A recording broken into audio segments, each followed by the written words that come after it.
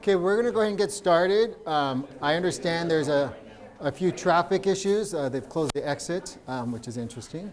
But we're going to go ahead and start because we always want to start on time. We're actually 5 minutes late. But we have some good information for you. And then for those who may be new, remember that we always have, it's filmed. So when it will go up on the web for those who couldn't come either today or this evening. So we always introduce ourselves, so if you would say who you are and where you're representing, and then we'll go from here. Mi nombre es Clemencia Crespo y represento la escuela Cabrillo High School y Garfield Elementary y Stevens Middle School. The home of the new state champions. Good job. Boys soccer. They had a parade on Tuesday. It was really nice. Good morning, Kim Duenas, Administrator in the Deputy Superintendent's Office and also a parent of 2 daughters at Keller Middle School. Good morning, Liz Bennett, and I'm representing Cleveland, and I have an 8th grader at Bancroft as well. Chuck Howard, I'm representing Wilson, and I have a junior at Wilson. Aloha and talofa, everyone. My name is Malaya Fipulea Omlatai Coleman, and I represent the Pacific Islanders schools. Good morning. My name is Michelle. I have 2 kids, one at Rogers and the other one at Kettering. Good morning. My name's Mariella, and I have a kindergartner at Prisk, and I serve on the school site council at Edison. Good morning. My name is Yolanda Huerta, and Parent University, and I have a kid at Patrick Henry. Good morning. My name is Pedro Leal. I am the LBUSD translator. And a proud parent of a youngster going to where? Cornell. So, I told him, don't go in December. Good morning, Tasha Gorski, and I have twins, one at Milliken and one at McBride. Good morning, Ara Arzumanyan, and I'm the program director of the USC College Advising Corps. I'm Karen Faulkner. I represent Marshall Middle School, where I have a 7th grader, and I have a junior at Milliken. Hi, I'm Rebecca Fast. I work in the Choice Office and with Parent University, and I'm a parent of 2 daughters at Keller Middle School. Good morning, Lisa Dempsey. I'm representing Rogers Middle School. Jordan Tracy. I'm representing Coverly, where I have a 2nd grader. Hi, my name is Karen Wolf, and I represent Adams Elementary, where I have a 1st grader. I'm Karshay Chess, and I'm representing Willard Elementary and Jordan High School. Robert Collins, Fremont Elementary School. Good morning, I'm Megan Kerr from the Board of Education. We'll have our guests. Oh, you have a mic. Okay. Good morning, everyone. My name is Carla Belize, and I'm representing Lakewood High School with the College Advising Corps. Good morning, everyone. My name is Elisa Castillo, and I, too, am representing Lakewood, and I'm part of the USC College Advising Corps. And Lori, can we have Maria introduce herself? You have the Oh.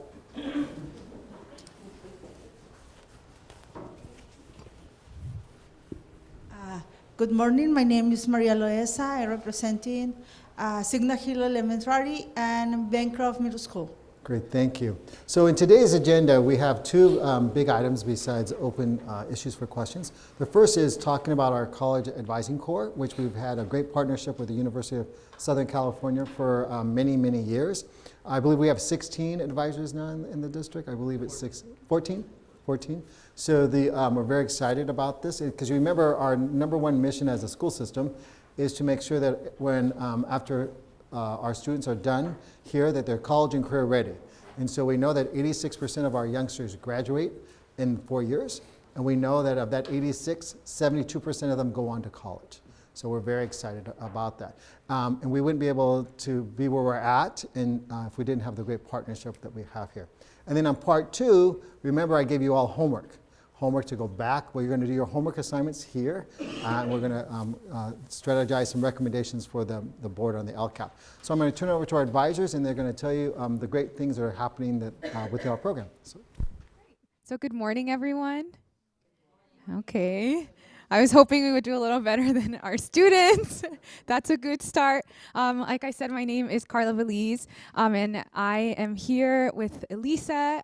Both of us are partners at Lakewood High School, and we are so excited to share about the great work that we're doing with the USC College Advising Corps and all the support that we hope to provide, continue providing for your students. And it sounds like some of you are from elementary, representing elementary, middle school, high school. So this is something that is a vision for all future generations. And I'll pass this on to Elisa as she introduces herself. Perfect. So just so you guys know a little bit more about me, I grew up in Linwood, and so I attended Firebaugh High School, and the college access there wasn't the greatest. When I expressed interest that I wanted to go to a community college, I was kind of pushed to the side, and so that's where my journey starts. So I attended Long Beach City College. I was there for a couple of years, thinking that I wanted to do nursing, but then I figured once I had an internship at a hospital, I'm like, no, that is not for me. So I changed my mind, and then I transferred to Cal State Long Beach and then I graduated with a bachelor's in anthropology. And so my journey is a little different. I went from a community college to a 4-year Cal State Long Beach, so I am Beach Strong. And now I'm currently in a master's program for college counseling at Azusa Pacific University. And so my journey is a little different, and I'm very proud to wear my transfer badge with pride. And so when I get students that come to me and they show interest in wanting to go to community college, typically they tend to kind of be shy to share with me that they want to go to a community college. But once I hear that, that little note of maybe disappointment in them, that's when I get to tell them my story and kind of switch that disappointment into excitement. Because honestly, the best time of my life was at a community college. I actually won homecoming queen at LBCC. There is pictures, and my mom, I sent her the LBCC newspaper, and she laminated it. So it is there, yes. And so I share that story with my students. So I let them know that it's not just a place where you're gonna, you get your education to transfer. It's actually a place to build community, participate, win homecoming queen. And so my story is a little bit different than my partner, and she's gonna explain that to you. Yeah. So our stories are different. I went to Warren High School. And I then went on to Biola University, which is a small private Christian university. And now I'm at USC pursuing my master's in social entrepreneurship. So I do have a background in experiencing different types of private colleges. And while I was at these colleges at Biola, I had the experience of dorming there for 4 years and staying in an apartment through the university.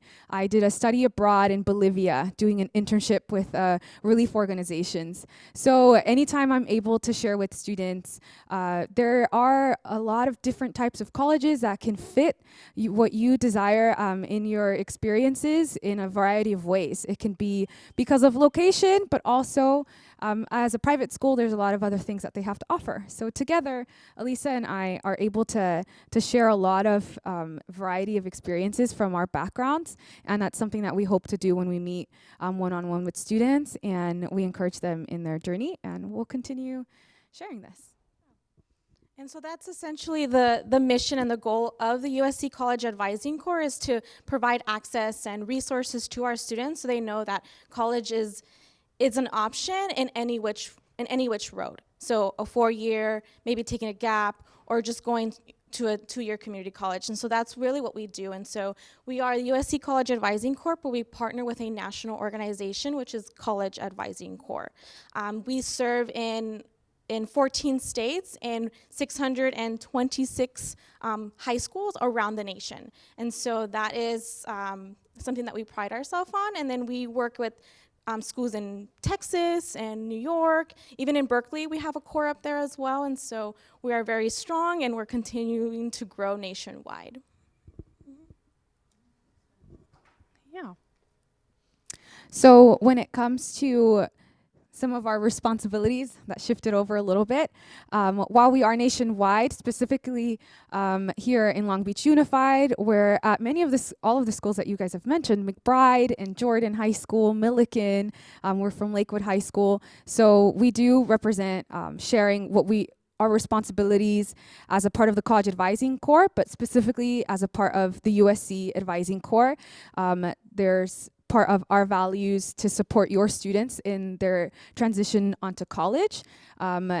Some of the things that we do and that we have to offer to your students are one-on-one, personal, and individualized advising and support for not only the student, but families. I have a family, the Mitre family, that has been coming to me since last year, and I've helped 3 of their kids start talking through the college process, and right now I've helped their oldest son, Alejandro, and also Alejandro Jr., go on to LBCC and start thinking about the transfer process, and I'm talking to their daughter, Maria, talking to her as she's a sophomore to start thinking about what she can do at this point as she starts thinking about college. So not only are we there to talk to the students, but also you as their parents, as we think about how to best support and come around your child to go on to college. And along with that, we are not only meeting one-on-one, but we do plan and coordinate a variety of events on campus, whether it be a workshop after school, during lunchtime, a financial aid marathon on a Saturday morning. We do a lot of nighttime events and try to reach all students and all parents with different times and settings that can help meet any of their needs and any of your needs depending on different schedules. So one of our most recent events was an AP Parent Night.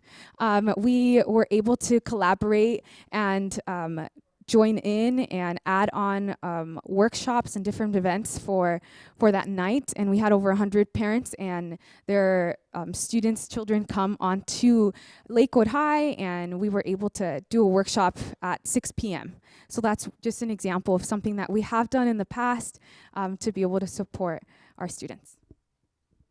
Yeah, and then just to talk a little bit more about the AP event, we were able to make that possible by collaborating with our people on campus. And so for that event, we collaborated with our AP coordinator at Lakewood. And so we heard that she was having an event and we wanted to make it bigger than what it was. And so we connected with her and we gave her the vision. And so we told her we want to reach as many parents as we can, not only talking about AP, but we want to talk about college knowledge. We want to talk about scholarships, about financial aid. So we got together all our resources. We even had a child center.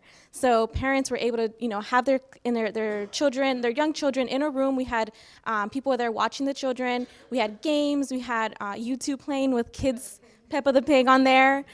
So we had a space for children to be safe while parents could be in these classrooms and really paying 100% to the attention. So them having that peace of mind that their young ones are not going to be either bored or getting lost in a presentation. So we had that settled for them. And so we were able to make that happen by collaborating with our school partners. And so our AP coordinator, we have events with our ASB coordinators.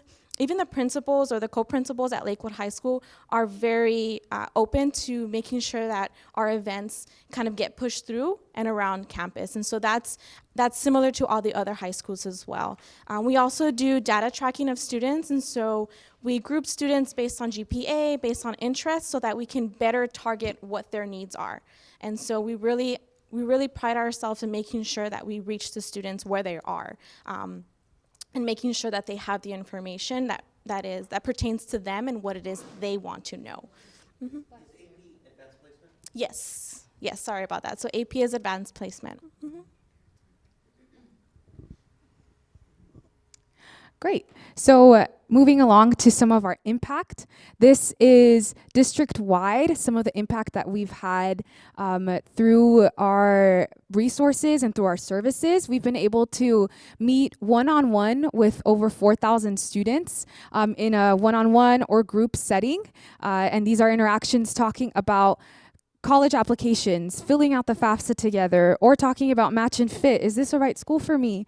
Or any other sort of options that they might have, whether it be related to a community college or career option that they're exploring. Along with this, we have been able to support over 2,000 students in the application process and supported them in receiving fee waivers. So the number is that we have here is helping students receive over 2,000 waivers, which equates to $185,000 that is being saved by being able to come with us as their advisors to help them see if they'll be eligible for a fee waiver. Oftentimes we'll come across students that may have been eligible, didn't know, but had already applied. So that's something that we encourage and meet with students and reach out to them so they understand some of the options that are available to them depending on their circumstances. And by the end of the season, we had over 6,000 applications that were submitted through our support.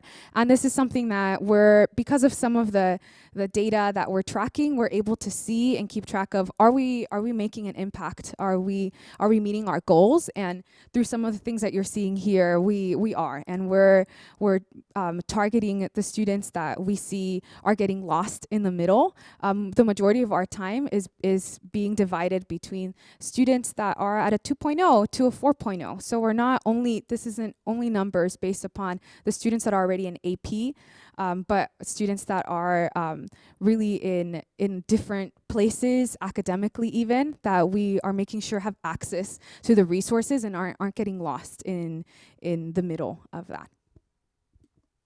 And aside from helping students with the college application process, we are also assisting students through the financial aid, whether it's applying to FAFSA or the California Dream Act, but also figuring out their award letters. And so award letters is the financial aid packets that the colleges and universities give out to students. And so we help the students read that so that they know which school is going to provide them the most amount of free money. And so we help them identify the difference between grants, which is free money that they don't have to pay back, and loans. And so we want students to be prepared when they're making their decisions as to what colleges they want to go to. We don't want them to be fully afraid of loans, but we want them to be knowledgeable about them. And so that's where we come in and help them with that. So far, district-wide, we've helped about 1,500 students submit their FAFSA, whether that's a financial aid or the California Dream Act, and that number is still going to be growing because we have our community college students still applying for financial aid as well. And so given with the Long Beach Promise, we encourage all students to apply to financial aid, whether they're high income or low income students, because they're still going to get that guaranteed tuition, but they need to have that financial aid on file. So yeah.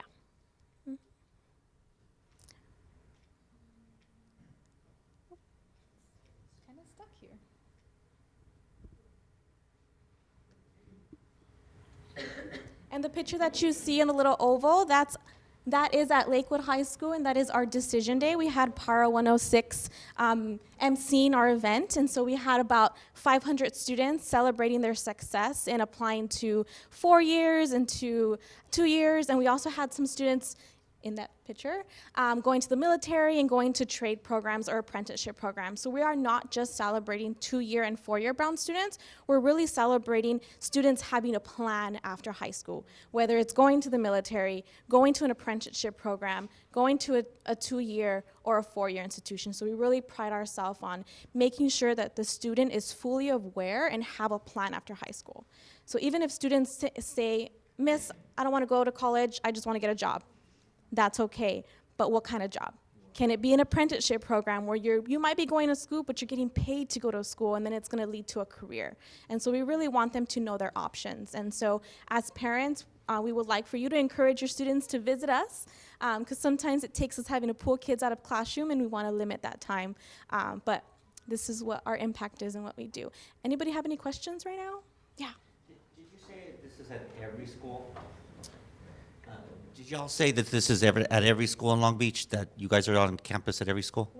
For the most part, we're at all the high schools. So we are at McBride, Renaissance, Lakewood, Jordan, Cabrillo, Poly, am I missing any? Milliken, Wilson, yeah. Mm-hmm. Yeah. So when you say you're there, where are you? So typically, in the College and Career Center, how do they, you say contact us, how do they do that? Yeah, perfect. So typically we are located in a college and career center at the high school. So it depends on where the college, or if the college center is developed at the high school. For example, for Carla and I, last year we were in a little closet room, like little office in the main office. However, we advocated for us to be in the career center, and so at Lakewood we will be having a full functioning career center by the end of this year. And so, because Lakewood is currently under construction, and so that is our goal, and then we were able to do that by advocating for our students. Because our students once called our hallway the dark hallway, and the administrators found out about that and they didn't like it, and so we really pushed for us to be in a center so that we're all together. And so for the most part, there are centers, but again, you know, it varies. And that's advertised at each school. When we arrive as advisors, we make announcements. We put up flyers anywhere there can be a flyer, and make it in color, something that's visible. We'll go into every government and econ class, English class, where we'll find that grade level, and we'll start with the senior class, and then as the year progresses, move on to making ourselves visible to the rest of the school, because we're not only there for the 12th graders. We believe that starting to plan for your future, for college, for anything after high school starts as early as 9th grade. And we'll do something even as going out for lunch and having a table and just having our information available, little sheets of paper that have our social media.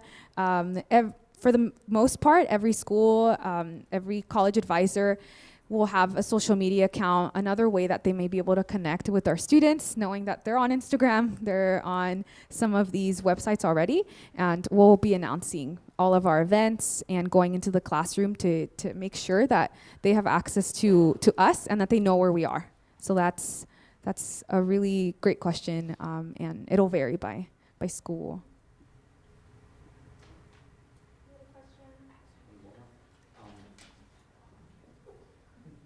You know, I know money can be overwhelming, particularly if a family doesn't have a lot of resources, and particularly for the kids, like say they're gonna get a loan, and the loan might be $100,000, and that just seems like an overwhelming amount of money for them, you know, to borrow, and then they thinking they're gonna have to pay back.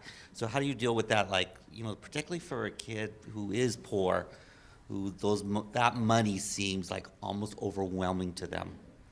Yeah, for our students that fall on the or have families on the lower economic status, they have a higher chance of qualifying for Cal Grant and Pell Grant and that type of free aid. So it really depends on the institution. So if they go to a state school, typically the Cal Grant's going to cover their tuition, and then they're going to get a little bit of extra money with a Pell Grant. And so if you go to, we have students that go to Cal State Long Beach that get the full amount of their Pell Grant, which is a federal funding money, and then they get the full amount of their Cal Grant, which is state funding money. They can go to Cal State Long Beach almost fully paid for with a little bit of extra money in their pocket that gets back to them. If they go to a UC, depending on them getting housing or not, then they might have to pull out a loan, but it might not. We don't typically see students pulling out like a huge amount of loan. It's only if they go to a private institution.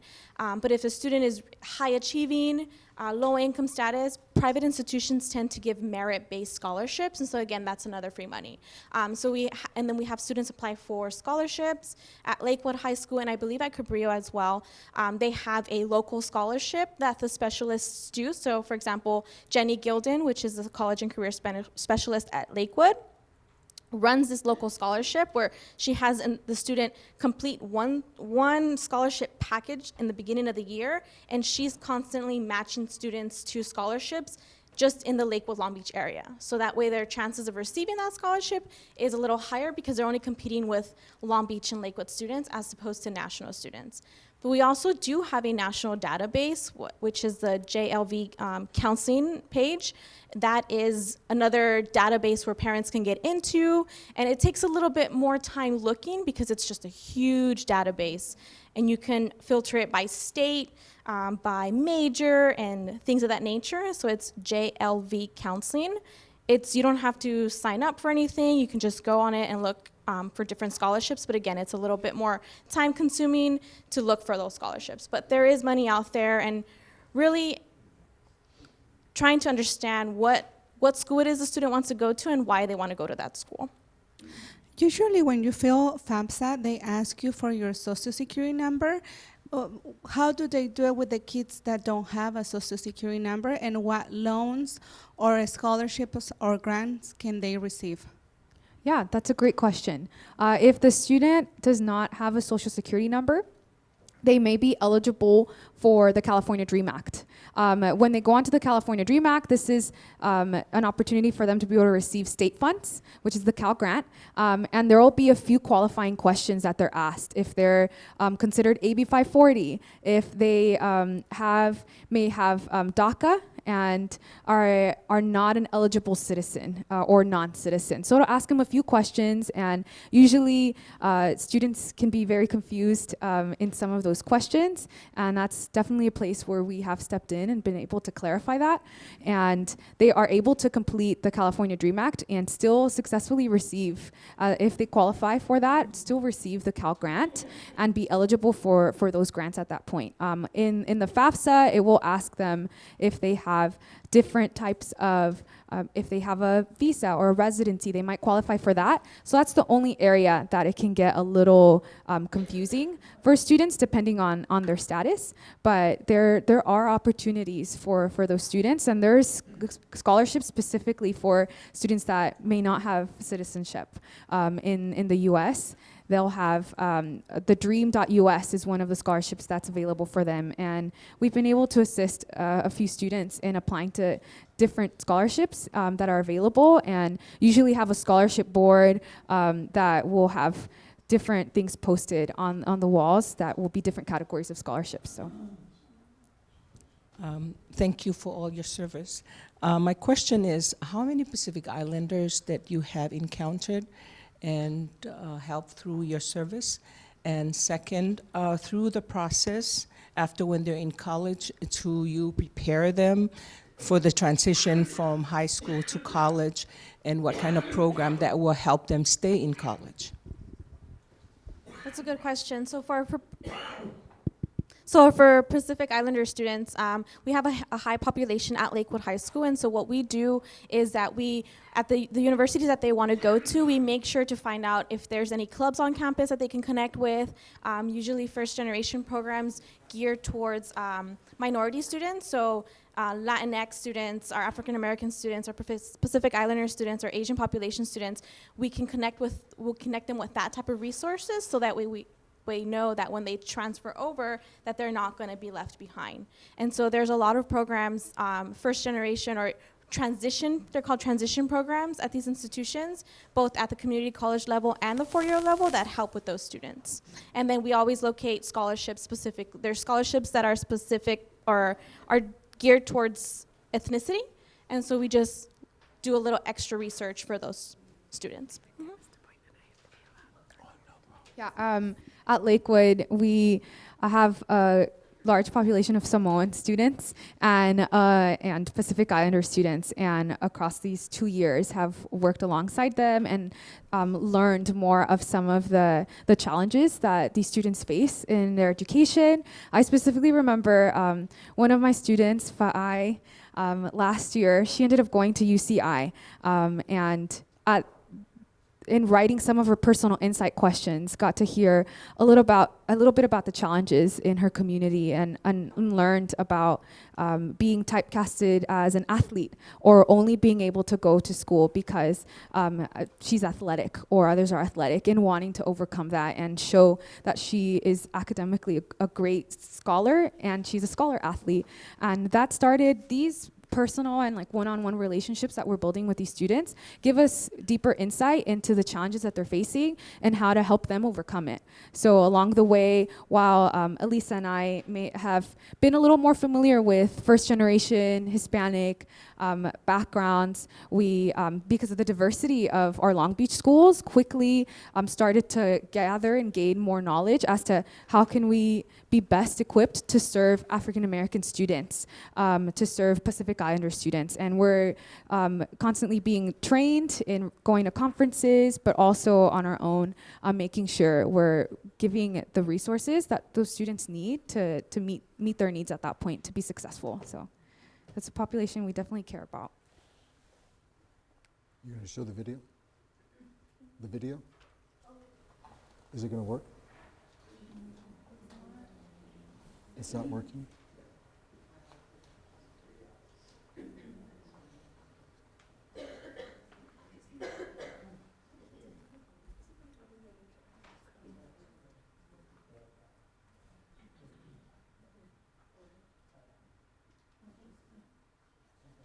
So the video that we're about to show you is the video of the impact that we have at our Long Beach schools, and it's going to be, you're going to see two advisors, and these are our former advisors from 2 years ago. And so, enjoy.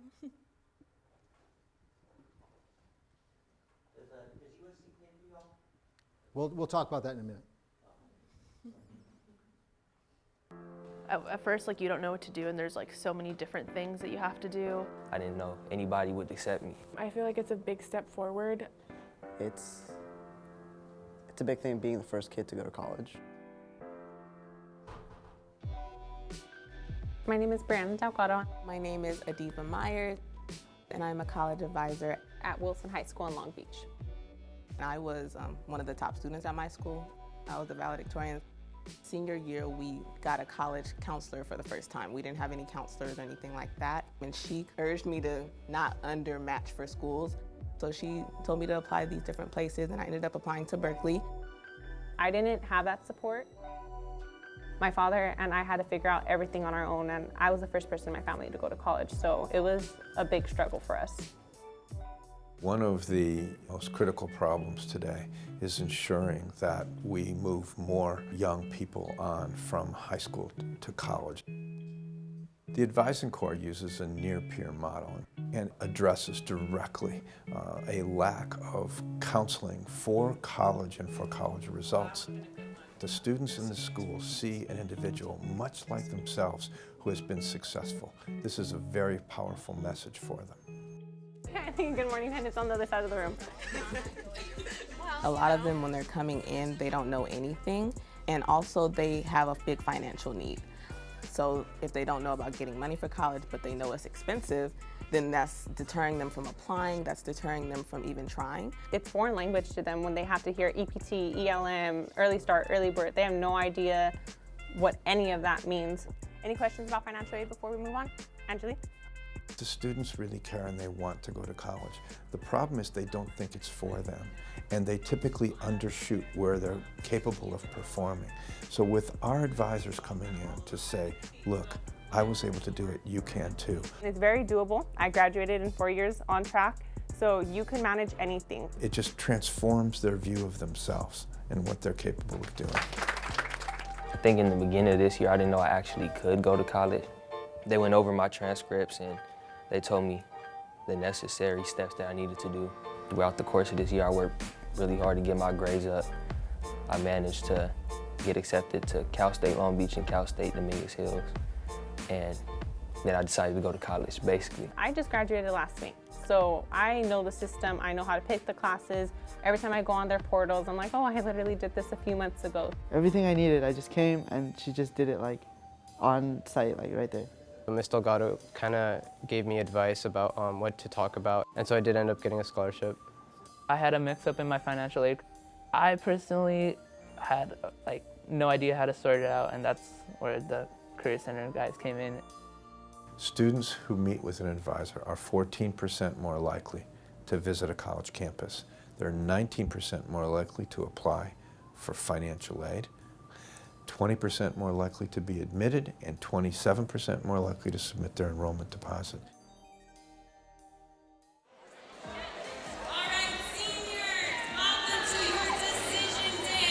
You guys all made the decision to embark on your academic journey this coming fall, and we are proud of each and every one of you. So, congrats! I feel proud. It's going to be a major stepping stone. It's something that I couldn't see myself doing a couple of years ago, but I'm gonna do it now. Made up my mind. It feels good. I've worked very hard to get where I am. I'm going to Cal State Long Beach. I'm going to Cal Poly. I'm going to UC Irvine. I'm going to USC.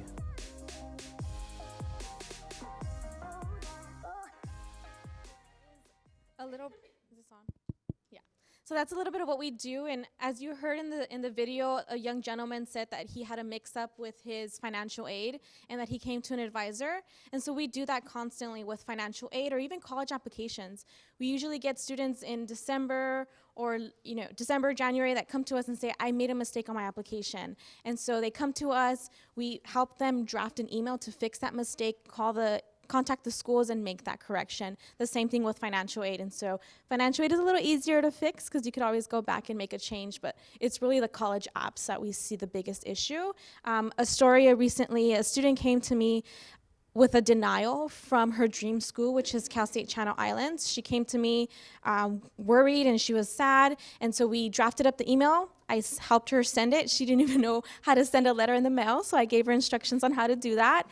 She came back to me weeks later saying that she gets accepted to her dream school, which is Channel Islands. And so successes like that really show the impact that we have with our students.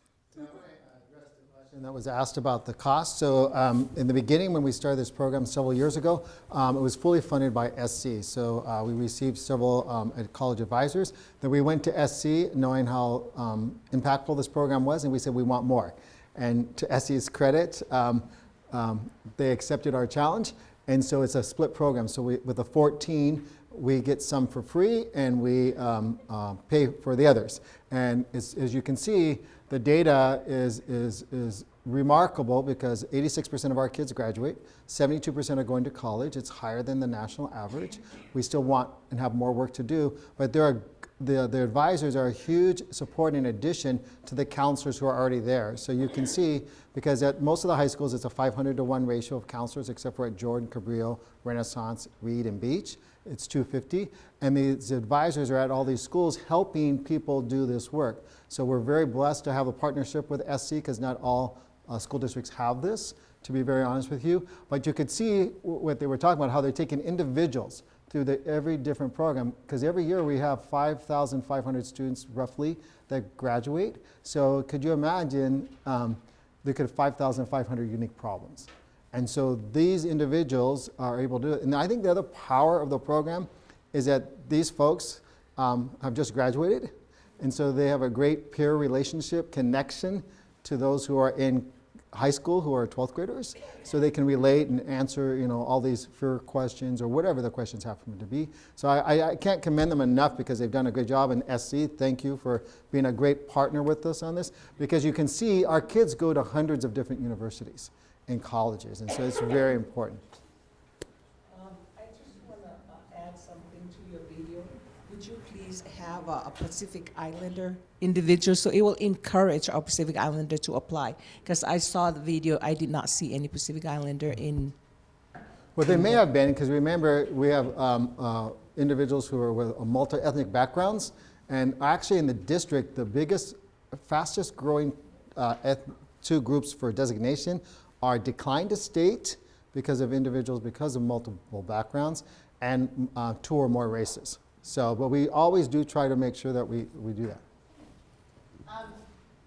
Your students know that they can take a loan out, right? And then after college, they know that some workplaces could pay off that loan for many, like for example, in the medical field or social work. If you work in a reservation after, then they will pay off that federal loan. Even teaching. If you teach in certain schools with high needs students, what loans can be paid off. So loans should not be a scary thing, because if you're in the right, more like a public, that your work can actually pay off. Yeah, that there's loan. definitely, when we're sharing about financial aid and scholarships and funding for college, and we get to the sections about loans, we explain the different types of loans, what are some of the good or better loans that are offered at way better rates compared to private loans. So we distinguish that. And then we'll also give opportunities to different resources about public forgiveness loans and some of the teach grants and teach loans that exist. So we'll cover some of those things and make sure students aren't scared, but that they have the knowledge, the adequate knowledge to make wise decisions when it comes to loans, and that their parents also understand the different type of parent loans that are out there, as well as some of them that are good, that are better options, as opposed to some of the private or more different options that are not as great as some of those.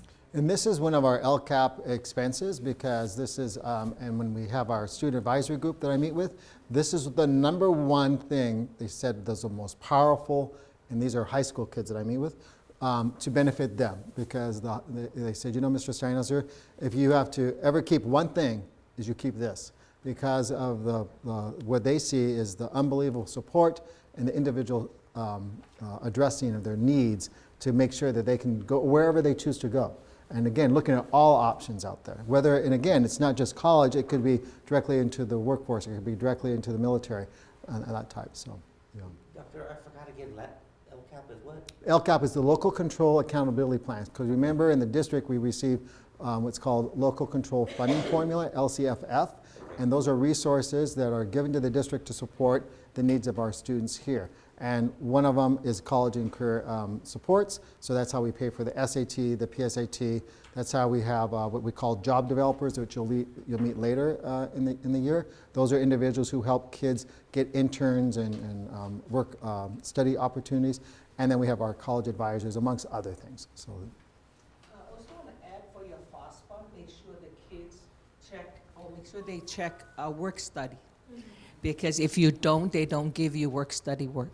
Because I have 3 in college. My daughter's finishing her master's at Cal State Long Beach. My son at Loyola Marymount University, who's the first Pacific Islander student body president of the whole school. Everybody voted for that kid. And then the other son is at Loyola Marymount. So when they didn't put down that check work study, they did not receive work study that year. So make sure they complete it in the FOSFA.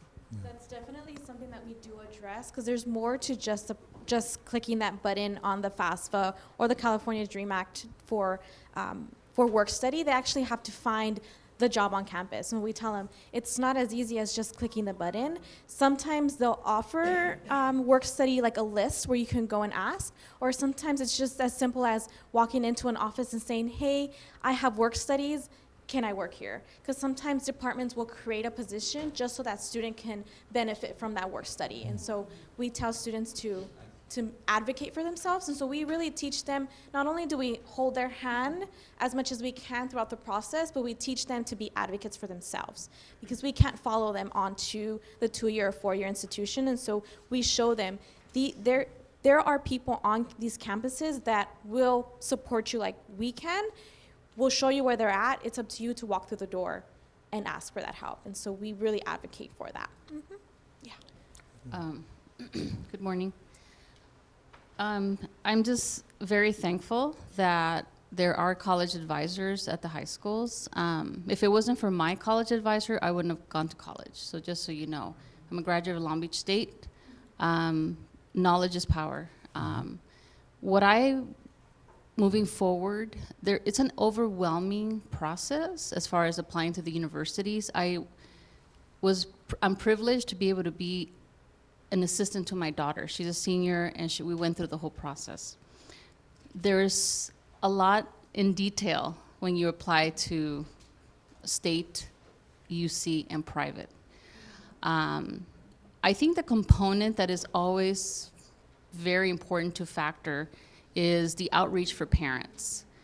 I know through my daughter's experiences through other students that there's a lot of students that didn't get the help from the parents, whether it be a tax return, whether it be pertinent information. I know that there were some students that wish they could have been able to apply to a state or a UC or private. So not a lot of parents, for lack of better terms, they don't realize how demanding the process is. I must tell you, there's a lot of times that I'm like, wow, I have a degree under my belt, but let me reread this question 3 times.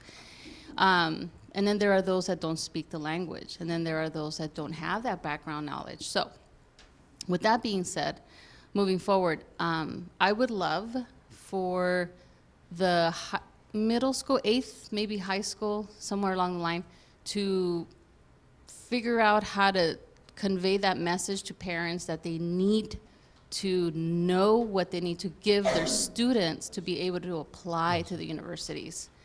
A lot of times they're just like, you know what, you're in high school, you got this, figure it out type of thing.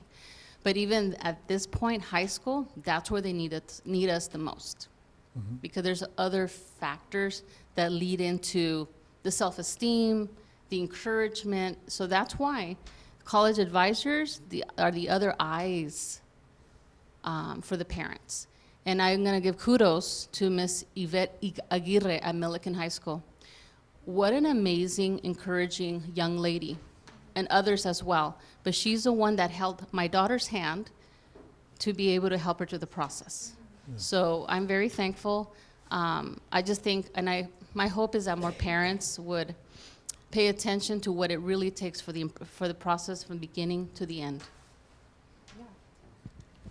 Yvette is one of the advisors at Millikan. So, or was one of the advisors at Millikan and is now working at Millikan High. They were able to offer her a position because of the amazing work that she did. And they wanted to keep her, essentially. So that's definitely something that as a core, even as advisors at Lakewood, that we see more and more is important, that the parents be involved with the process. A little funny story is I had a parent call me. The student was trying to fill out their financial aid, and I had the parent on the phone filling out the financial aid, and I was telling her, can I have the number, can I have the amount of number on line 37 of your tax returns? Because the parent couldn't come, and so the student was there, and they were freaking out because they couldn't finish the application. So luckily the parent was on the phone with me for 20 to 30 minutes figuring out, just going line by line, can I have this information? And she was very helpful. Unfortunately, she couldn't come to the school and didn't want to give the paperwork to the student, but I took that extra time and I was on the phone with the parent doing that line by line. And so sometimes it takes that extra step, but I don't mind doing it because that means the student's going to get their money. Yeah, I'd just like to reiterate, I have a freshman in college, and like the lady back there said, it's very important to parents to understand how much they have to do to help. But the other thing I wanted to bring up is to someone that had just lived through it is there's this, a lot of times there's fear of the financial part at some of these schools, and I was amazed with my daughter from personal experience that after she was accepted at the school, mainly in the out-of-state schools and private schools, of what we used to call mystery money, is that once you've already been accepted and you don't think you're going to, you look at it and you go, oh my God, I can't go there, and all of a sudden, like a week later, you get a letter, a grant, or something that comes about, or if you start talking to the school and showing your interest, this kind of, like I jokingly call it mystery money, you've probably seen that, where a lot of times out-of-state schools, they'll bring the cost, they'll give you money to bring it down to the in-state rate and things like that, so that if there's a lot of opportunities, so sometimes you just can't be afraid to say, oh gee, we can't go there, because there's sometimes ways that the school will work it out, or you talk to the school. You've probably seen that where, like I say, mystery money appears from some school back east that you never even thought of, so. Definitely, that's where the financial aid award letter comes into play. We tell the students, sometimes it takes that extra step on calling the institution and say, hey, institution B is giving me more money, but I really want to go to your institution. What can you do for me? And so it just takes a little time. Usually private institutions could do that because they have a little bit more liberty to play around with their money, as opposed to state schools. They're really bound by strict state policies. But again, it just takes that extra step. It doesn't hurt to ask. And so we ask students, just ask. The worst thing they can do is say no, and we'll just go ask somebody else. And so that's really what we do. So I think you just answered my question, that can you negotiate with the school at all? And say, oh my God, 50 is so high, and we're really looking more like 35. Can you actually be that? And they're like, well, we can give you this and this. Is there any that type of negotiation or not? Maybe not that type where you can put your price on it, but it's really comparing those award letters. And we really encourage students to be proactive. And so if they see that the student is very active in their community, has, maybe not the greatest GPA, but has a good GPA, they can get merit scholarships that they can keep with them throughout the time that they're there. Usually at private or out-of-state institutions, their first year is typically their most expensive year. And then it kind of goes down a little bit, depending on if they stay there for doing housing, or if they're going to a state where their housing around the school is cheaper, maybe they can get an apartment. And so that cuts down some money. And so there's different ways. One more question, Wendy. Go ahead.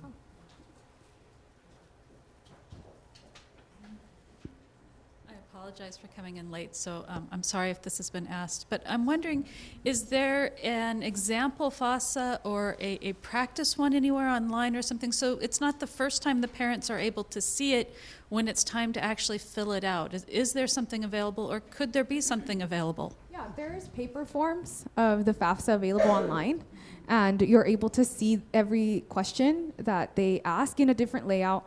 But there are examples online that you're able to see, and typically you'll be able to create an account already for yourself as a parent, and have something that is called an FSA ID, which is your online signature, and you can enter the website even if you're not submitting it. But there are examples that you can find online. It would be nice if the schools encouraged parents in the earlier years. Right.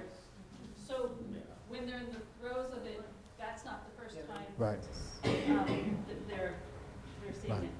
Yeah. No, I want to thank our presenters. Let's give them a round of applause. Thank you.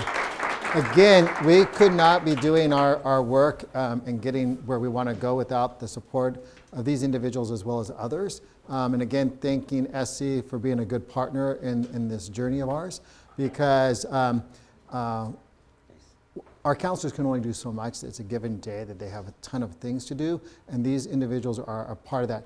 At a future meeting, you will see a thing called the job developers, and they actually help talk about getting kids internships and jobs as well as work studies. So for example, at Cabrillo High School, one of the things, the data pieces that we look at is that Cabrillo High School, 90% of those youngsters have done some type of work study related to the pathway that they're interested in. So which is really important because it again addresses the other avenues that we're talking about.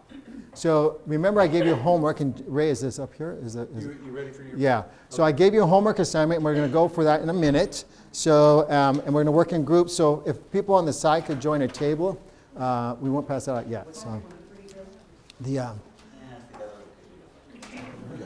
So this is this moves it up, this moves it up. Forward, backward. Okay, so if you look up here at the table, I'm going to give you these handouts in a minute. We want to, hold on that one too. So I don't want to give them till they're done. So we're going to give you two things, folks. I need you to look up here. One is you're going to get these handouts at your table, but I'm going to go through them quickly. And then the second part of the homework assignment is you're going to make your recommendations on what could be added to the LCAP for this year. Now, you know the LCAP is the big plan that we write every year. Robert back there has to put it together. It's 100 pages, hundreds of pages long. As of right now, because it's important, you need to know, you can dream, but we can't have all of our wishes granted. It just can't happen. So right now, we believe that the governor approves the budget he presented in January, which is a big question mark. We think that we will have about an additional $1 million to spend on the LCAP, because we'll get about $3 million, but the other $2 million will go towards ongoing costs. So for example, we just agreed to a contract that will come to the board in 2 weeks with our teachers, and any teacher paid out of the LCAP, that salary comes out of that part of it, okay? Any contract that goes up comes out of that. So so we believe we'll have additional $1 million of what I'm going to call new money, not mystery money, but new money.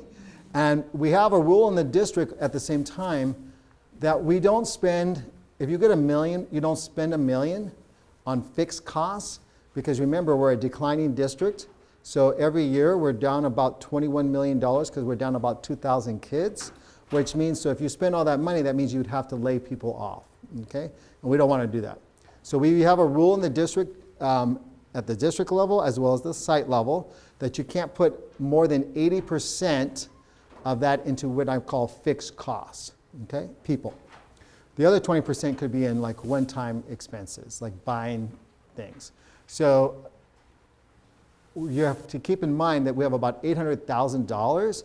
It may be a little more, it may be a little less, depending on what the governor does. So our job today, because we've been doing this with other groups, is that you're going to go and you're going to make recommendations. But I wanted to give you some data So if you look at this 8th grade, 53% of our kids are in algebra, and that's well representative of all of our ethnic groups, so that's a good thing. We've been really working hard on that.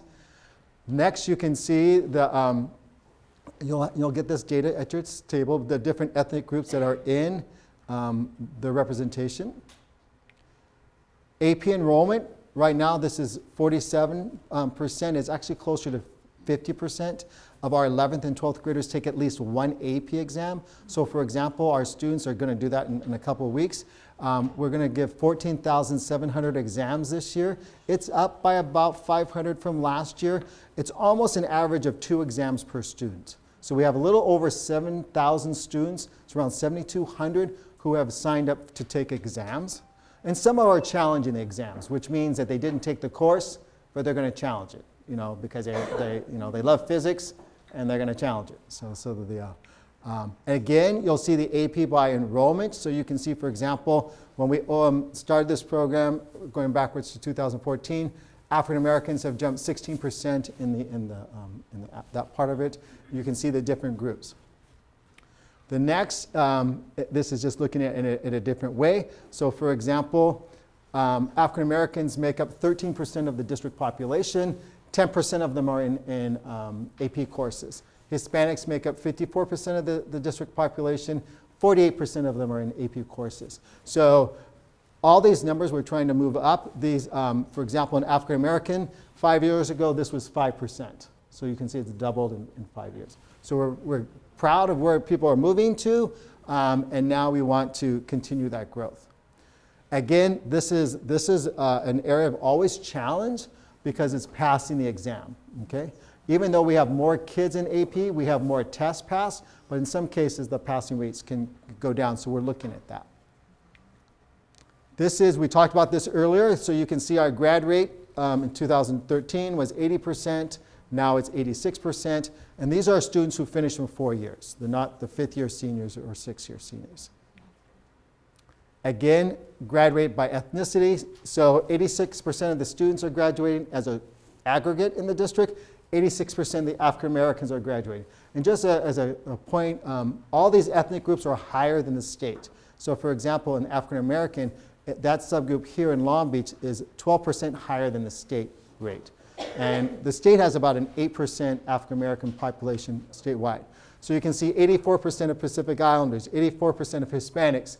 And we actually split out Cambodian and Asian. So 93% of our students who are Asian are graduating, and 89% of our Cambodians. So they're actually graduating at a higher rate than the district overall. And then whites, Filipino. And again, this is a big one. And this is where our college advisors are so critical. So you can see, Robert, we probably started college advising around here or here? Which year? 14, 15. So here we are at 42% of the seniors meet UC or CSU. Now it's 56%. And we predict it will be over probably 60% this year. And that was a target in the LCAP that we said by X date, we wanted 60% of at least 60% of our students to be A through G. People thought we were crazy, but you can see it's all moving in the right direction. So we're still not happy, and when it goes to 60, we'll make a new target. So then you can see it by ethnic group. So you can see everyone's moving in the positive direction for the most part, and this is really important. Pacific Islanders, we're at 28, now we're at 46, so it's important. And this is really another metric that we use here in Long Beach. So, and this is, I'm proud of this one because 56% of the students were A through G. 56% of them met the minimum index to go to a CSU, which is important. Because remember, some of the CSUs have a much higher index to go to. And again, this is the readiness index, which means you don't need to take remedial courses. Even though the university doesn't have remedial courses like it did in the past, we still look at this data. And this is the 2-year and 4-year college rate. So you can see on the top line, that's our 2-year college rate, which is around 37%. And you can see that the 4-year college rate has actually gone up. So just at Cal State Long Beach alone, the number has doubled in 5 years. So 5 years ago, of our students who were UC and CSU eligible, only about 450 chose to go to CSU Long Beach. Because of the promise, is up to over 900. So last year, 2,400 students were admitted, qualified for CSU Long Beach, and 900 chose to go directly to Long Beach. This is really, really important for everyone to understand, because this fall, coming in the fall of 19, CSU had 103,000 applicants to go to that school. That's both freshmen and transfers students. They have about 7,000 freshmen. So you can see of that 7,000, we represent 900 students. That's a huge percent. If CSU Long Beach wanted to be a very exclusive, restrictive university, they could choose to do so. They have kids coming from all over the place with extremely high GPAs who are not getting in, because remember, they take our students who have the minimum index, which right now is 5250, and meeting the CSU standard. So we have to commend and they've done studies over there to show that our students, even though on average, they may come in with a lower index than the other students, they are doing as well as those students who are coming in with a higher. So more and more of our students are choosing to stay local, which is obviously, I think, a good thing, but I think also it has money to do with it. So we're going to stop there. You're going to have your own sheets, your own packet here, and then your task is everyone has to pick one person who's going to be the recorder. So if you haven't been nice to your table partners, you might be assigned this task. You have to come up with 5 recommendations that you would give to us for the LCAP to how to spend this new money, okay? So you're going to look at this data. You have other recommendations there? Yes. Yep, that's another piece of data, yes.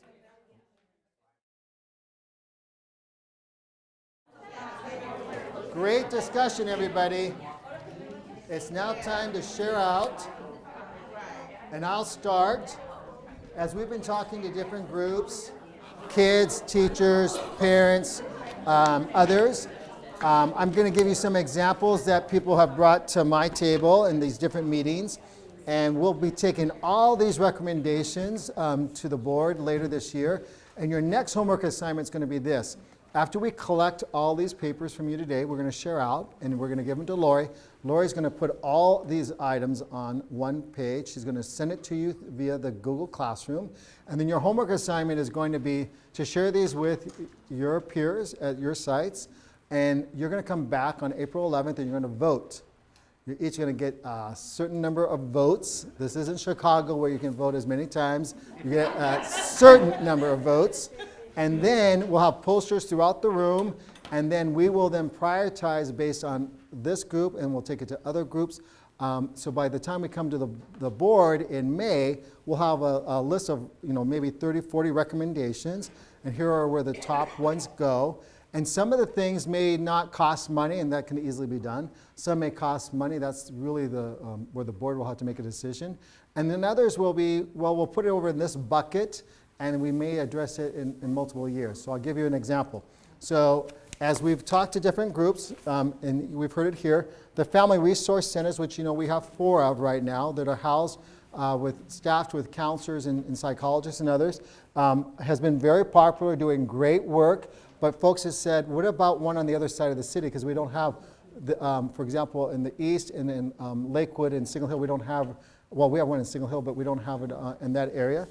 Librarians would love to see an allocation of a $20 allocation per student. So that would actually be $1.4 million.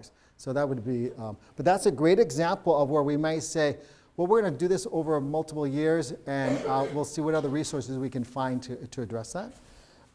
Counselors, this is a site piece. Everyone's always wanting more. So can we have more counselors at the site? Instructional intermediate office assistants. These are people who work out in the offices at the school sites. Parent ed. So there's always, we do have ESL classes, English as a second language classes at our sites, but not every site. And can we have computer training? We don't have a district-wide computer training program. Actually, remember that was brought up at our LCAP forum that we had. We do have sites that have that. So for example, someone said to me the other day, hey Chris, what about having some of our kids who are very computer literate run these courses at different schools for the parents? So for example, how to use the school loop, how to do X, Y, and Z. Because remember, at all of our Title I schools, we have computers for our parents, and they are being used, but we also have lots of computers within the system. Mrs. Chess knows this because she brought this one up actually at the LCAP forum, is addressing some support structures for our dual immersion students, parents, and others, whether it be information on for me as a parent, whether it be information on tutoring, whether it be information just on the website. So here are some just examples that we've collected through various groups. Now it's your turn, and I'm going to start here. So if you would read those out, and then Lori will collect it once you've read it, and then we'll just go this way, clockwise. They'll correct him. Excuse me. Okay.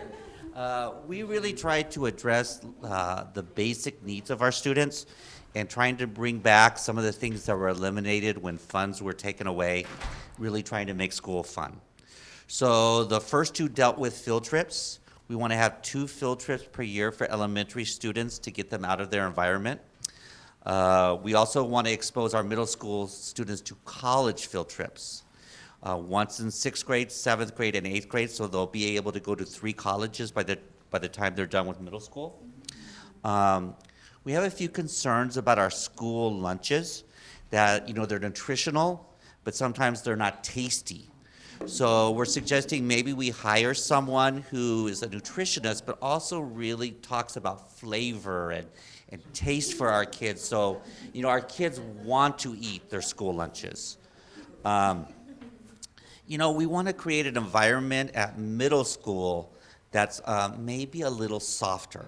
So maybe, for instance, having school gardens, really investing some of our money in things, again, we've taken away: mechanics, wood shops, foreign languages, art, ceramics, graphic design, giving our middle school kids a lot of choices so that they could be little kids in their electives. And we talked about giving parents incentives for participating. We want to create opportunities for parents to participate in high school and middle school, feeling that sometimes our middle and high school teachers and administrators might kind of shoo off the parents who want to volunteer. Again, stipends, but also maybe, because there's a lot of expenses, like particularly in high school, maybe if a parent volunteers so many hours, we pay for their yearbook, their child's yearbook, or maybe their prom, or certain activities. So really, since the parent's working to pay for some of those costly items. Excellent, and thank you. Let's give them a clap, guys. Come on, good job. And even if your group came up with something very similar, please say that too. So because we want to hear that. Okay, our group, we kind of looked at it kind of generally. Most of ours is about parents. And most of it are just highlighting stuff that was already in the handouts. Our first one was parent training on technology to support students at home. That's the DLAC number 10. Right. Like with, and even in elementary school, like training is, they say, oh, sign up for Parent View. Well, in elementary school, we don't use it, but that's the perfect time to get the parents really knowledgeable about that, so when it comes time to use it, they can. Our second one was providing more social emotional instruction at elementary levels. Something like conscious discipline, second step, we do that at Head Start. Right. And there's just not, we focus so much on academics at the district, at the elementary and higher, that the social emotional is just kind of left in the breeze, and they do whatever they can fit in around that.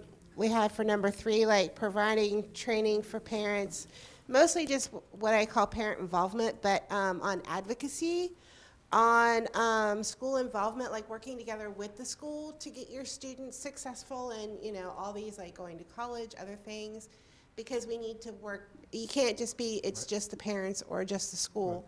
Right. And we need to figure out, mostly I call it marketing, because all of us here, and if you're on school site council and PTA, you're involved. You want to be involved, but we need to get everybody else to want to be involved, even if it's just in an infinitesimal kind of way.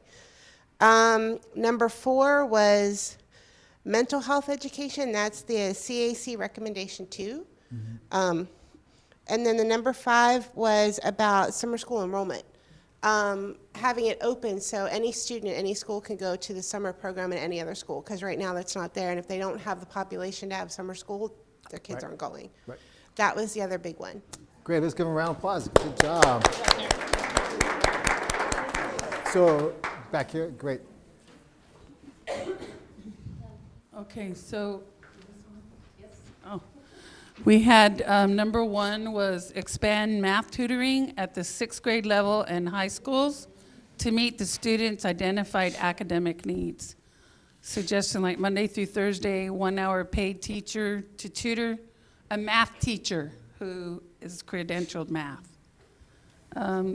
The second one is provide bilingual support for students and parents in the office, classroom, parent meetings, conferences, funds needed to sustain a full-time bilingual staff member to serve the needs of the second language learners. So like if you have a parent that's Cambodian, you're gonna have a Cambodian tutor or person from the district come and speak that language and explain some of these, the paperwork and so forth to that parent in their home, in their language. So you'd have to hire more speaking those languages. The third one, implement school-wide programs at all sites to address social, emotional, the same thing as what they've said. All educated, I mean, general ed, ESL and all that, almost the same as what they've said. The fourth one, utilize parent university staff to create parent leadership conferences, meetings, classes at all school sites, even at the elementary level. The fifth one, implement more funding for extracurricular programs like hiring an assistant to help organize science, music, PE, etc. Great, let's give them a round of applause, guys. Okay, this table. Great. So some of what we have actually resonates or duplicates what others said. The first one was an intervention teacher for English learners and math and English starting at elementary. So one of the things that happens at Edison, I have the privilege to be able to go to sort of go between two schools, Prisk and Edison. Edison has a need for 400 students that are English learners, but there's only one intervention teacher that can only attend to, I think she said 73 students. Right. So you have a gap of 300 students or so that need that help. The second one is increase and educate parents on the Long Beach Promise and sort of the school district resources at the elementary. So how do we leverage our community partners outside of just the school to relay some of that information and those resources? I know one of the biggest hurdles I hear is, well, parents' phone number's not correct on the LBUSD parent view, or their email's not correct. So what is the district doing to sort of make sure that there's that connection isn't getting lost there, and other partners like churches or community organizations that can talk to and speak to some of the for example, undocumented population that's not engaged per se.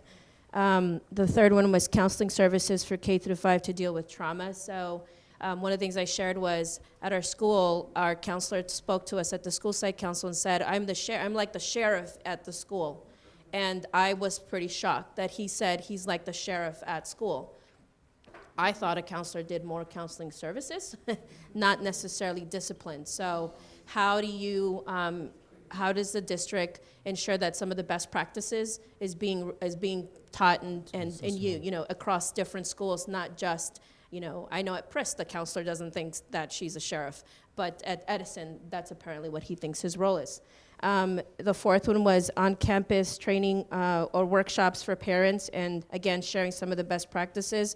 We had funded a community worker at Edison apparently last year, but then that position didn't get filled. But I think there's a big need for a community worker at schools, to her point about if it's a predominantly Cambodian community or Latino or African American, that's somebody that can either relate and leverage some of the resources that are in the community at the parent centers and connect the parents in the language that they speak so that they understand better. And that was kind of, the other thing is some of the workshops and training is, I've noticed that I get emails for workshops that speak to how to deal with conscious parenting, or on the east side, but then on the west side, I get parenting workshops that deal with only behavior issues. So how are some of these workshops across so that's not just reactive, there are kids that have behavior problems everywhere, but also how are we proactively encouraging parents to get some more tools in their toolbox to be, better parents. Because, God, there's no rule book for this job. There's gonna be a job. There is no manual. Exactly. Next. Okay, so many of our ideas are echoed throughout the room, but we really prioritized the collaboration with neighboring universities to coordinate mental health workshops for parents and students, and that was aligned to the DLAC recommendation number 13, as well as continue to explore programs at sites that address social emotional development and well-being of students, including ELs, and that was aligned to DLAC recommendation number 9. So really, we talked a lot around the mental health services and workshops for students and families, echoing that trauma-informed care as well, and providing and implementing and monitoring, assessing highly effective instructional intervention programs and developing language proficiency for our ELs. That was aligned to DLAC recommendation number 5. And then lastly, hearing what we heard in the back of the room here, expanding math tutoring and support to students and instructional support to math teachers K-12, so that our math rates are looking better in the latter grades as well. Good job. Thank you. Okay, next.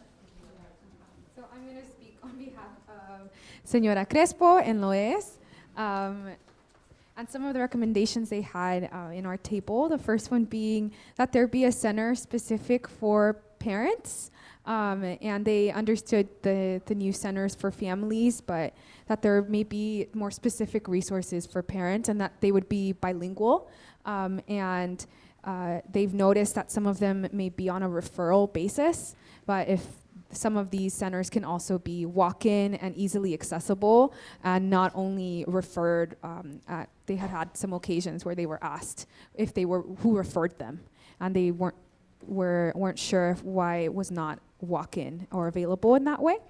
The second recommendation they had was bilingual programming for students and families, whether it be a workshop or an event, a presentation, that there'd be materials available in various languages, not only in Spanish, but they mentioned a few other languages, and that there's a variety of different languages that are spoken in the district.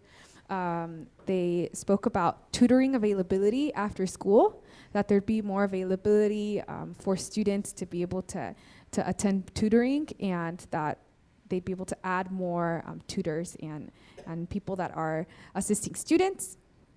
Also, that there'd be more English language teachers that are able to take students and assist students, whether in their class or out of class, and be able to help students in middle school and high school. And also, a part of recommendation 7 was that there'd be a more welcoming environment, and that they'd like to see that recommendation come forward a little more. They had some concerns with some recent experiences in offices and with different staff and personnel, and finding that there's still a lack of welcoming environments and kindness sometimes in the approach, and they'd like to see that recommendation come forward a little more, as well as the safety and security. They noticed teachers often taking care of the security more, and they thought that that should be something that security or safety personnel are taking a hold of, not the teachers that are outside and doing some of that work, and to provide a more welcoming and safe environment at their schools, whether it's outside of the school or in the classroom and in the school site.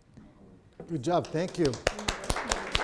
These are all excellent recommendations, and so some of them, as you heard, some don't cost money.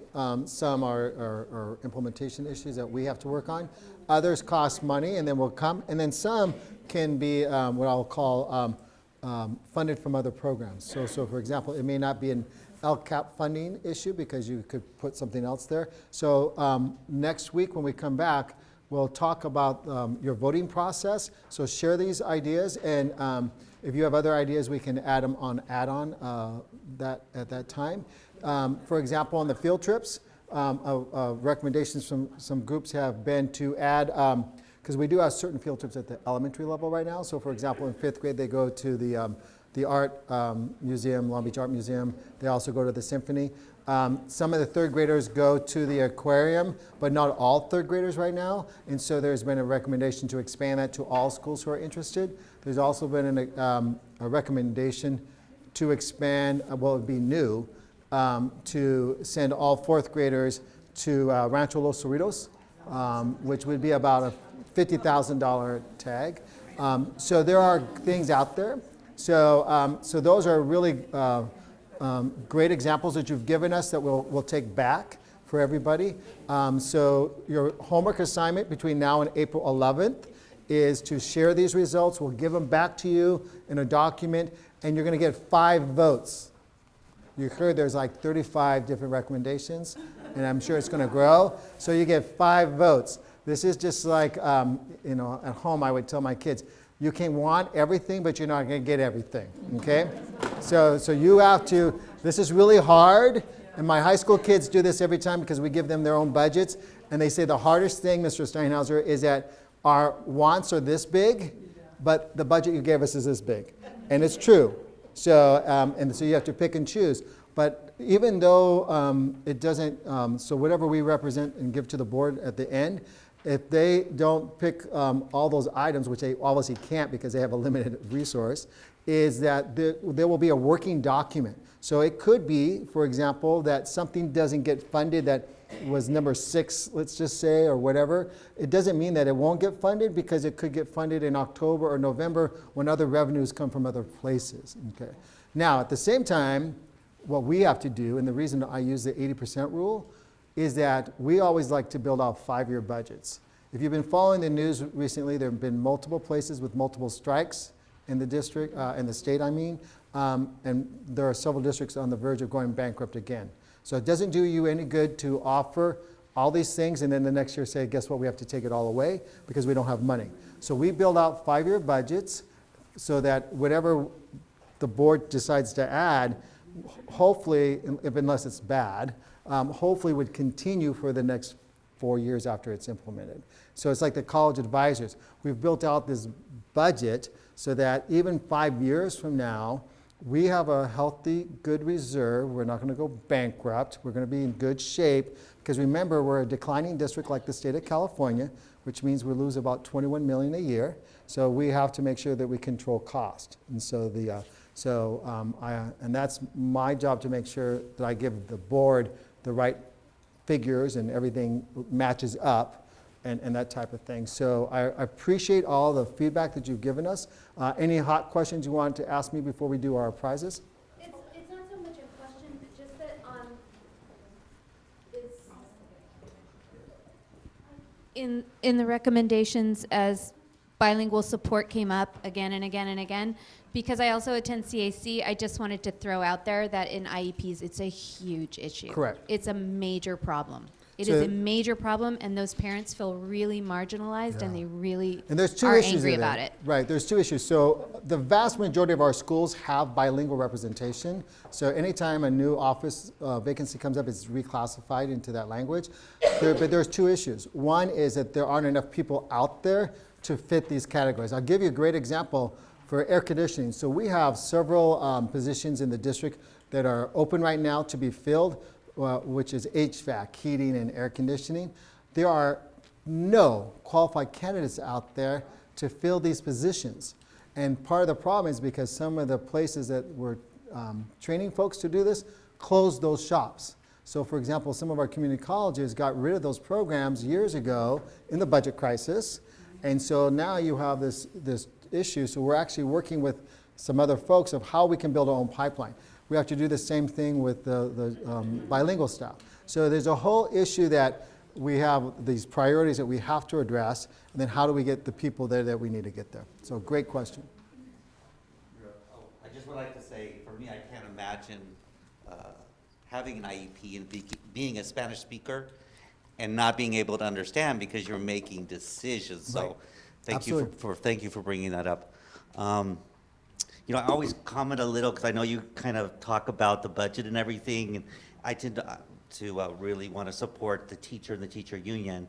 So again, this is just my opinion a little bit of, you know, if we're not offering our teachers more money, which I think sometimes happen, that we try to offer them non-monetary benefits that improve their working environment. Right.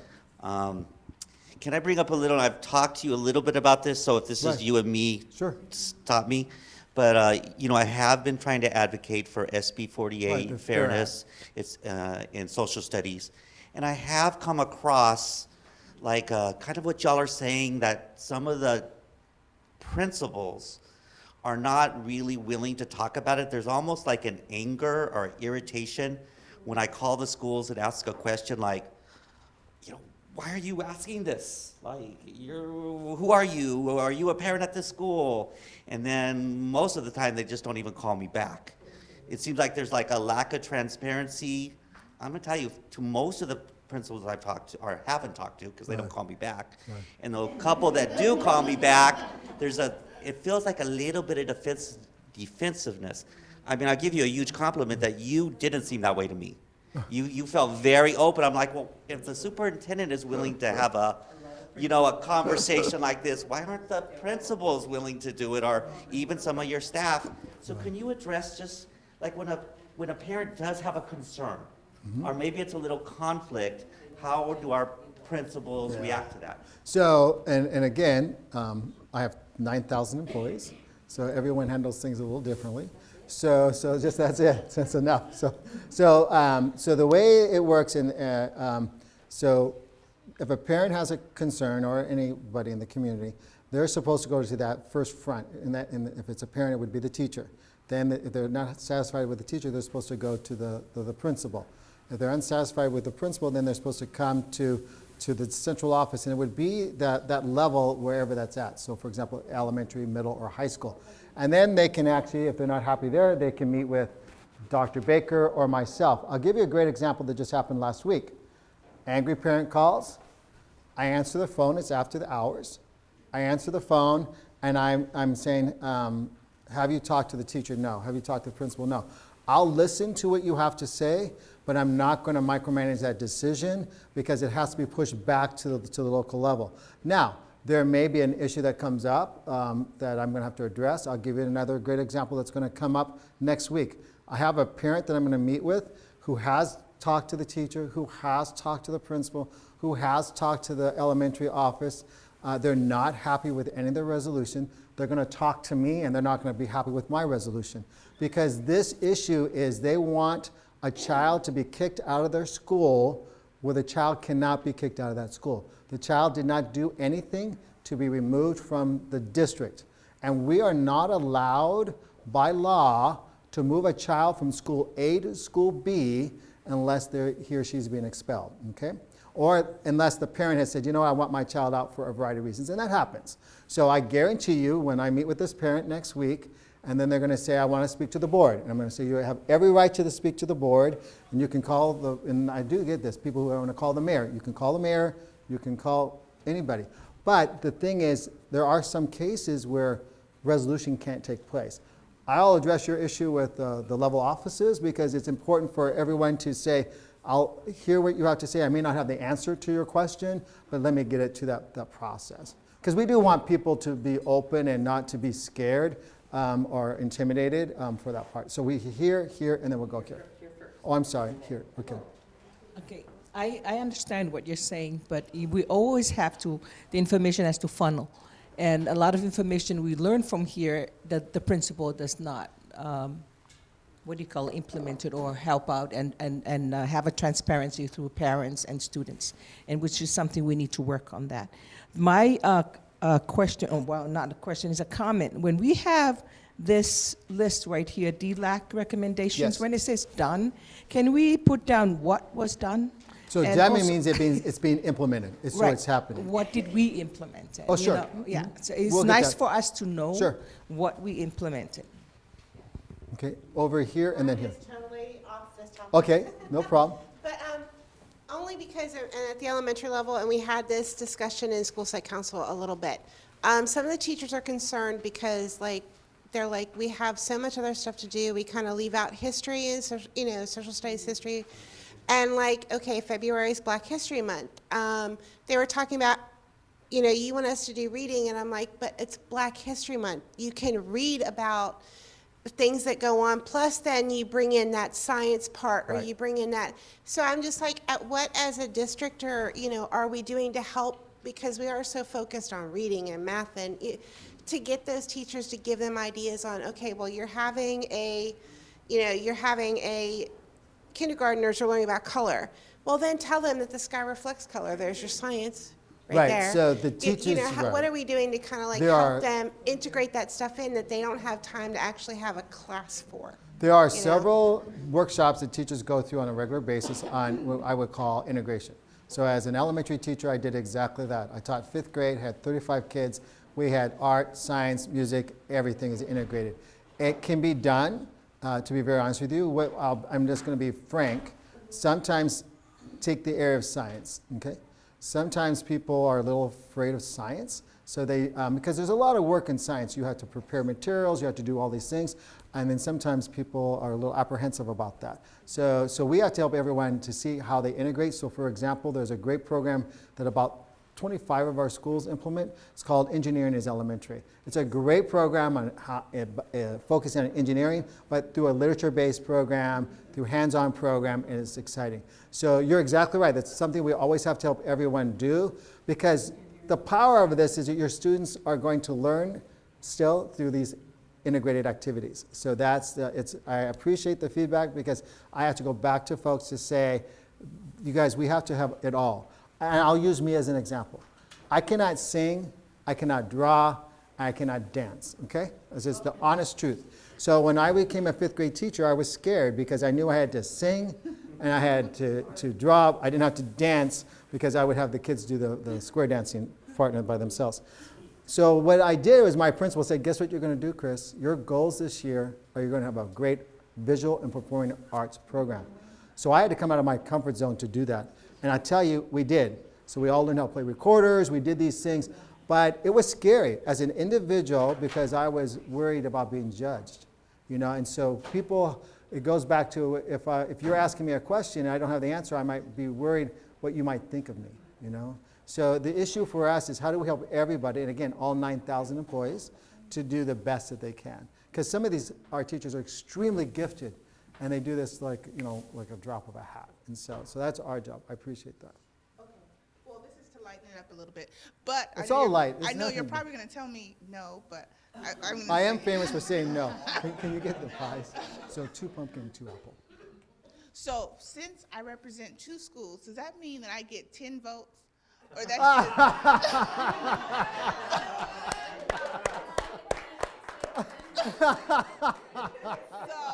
I just thought I would ask that I question love that, but the because- answer is no. So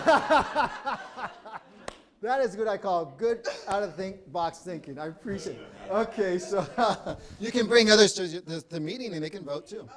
So yes, and so we're having today is Pie Day, It is 3:14. and my socks have pie. So we have pie for prizes. These are pumpkin pie from Trader Joe's, which is actually excellent, by the way. And these are apple pies from Polly's. So here it goes, guys. First number, it's the last 3 digits. Who has 702? 702. 702. Okay, going gone. 697. 697. Oh, come. 702. Okay.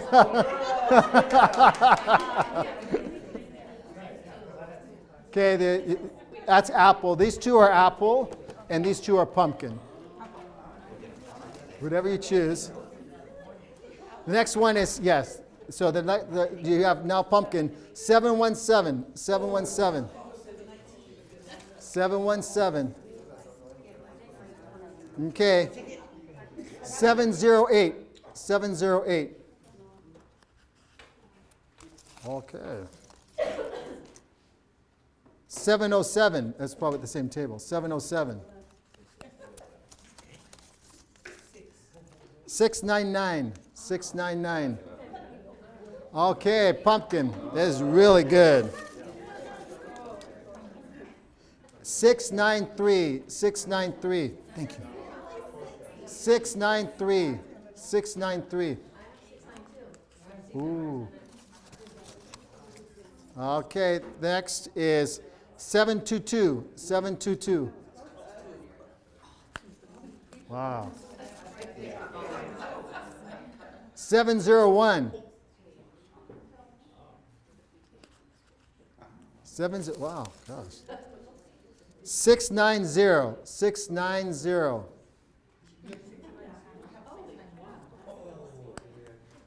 690. I've never had this happen. Yeah. 730. All right. Take care. Thank you, everybody. Have a great afternoon.